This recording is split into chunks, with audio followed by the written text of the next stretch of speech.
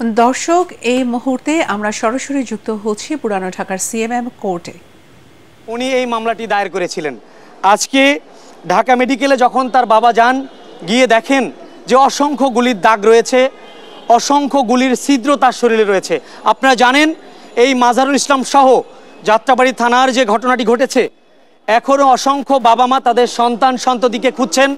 এবং ইতিমধ্যে আপনারা জেনেছেন, আপনারা আরও অবগত হয়েছেন যে রায়েরবাগের যে বৌদ্ধভূমি বুদ্ধিজীবী যে কবরস্থান, সেখানে অসংখ্য বেওয়ারিশ লাশ দাফনের ঘটনা রয়েছে এবং সেখানে একসঙ্গে একই দিনে অসংখ্য লাশের সন্ধান পাওয়া গিয়েছে।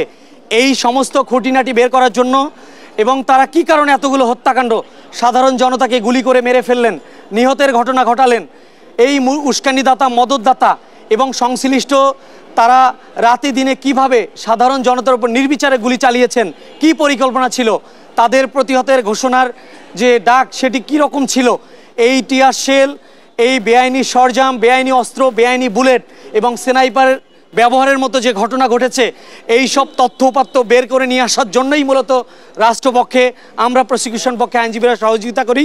সেখানে 10 দিনের রিমান্ড চাওয়া হলে বিজ্ঞ আদালত সন্তুষ্ট হয়ে এই আসামির বিরুদ্ধে যে রিমান্ডের আদেশটি পেন্ডিং রেখেছেন। আমি রিমান্ডের যে আদেশটি এটি এখনো পাইনি।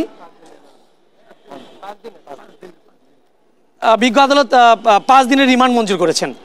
5 দিনের রিমান্ড মঞ্জুর করেন মাজারুল ইসলামের বিরুদ্ধে, অ্যাডভোকেট আনোয়ারুল ইসলাম।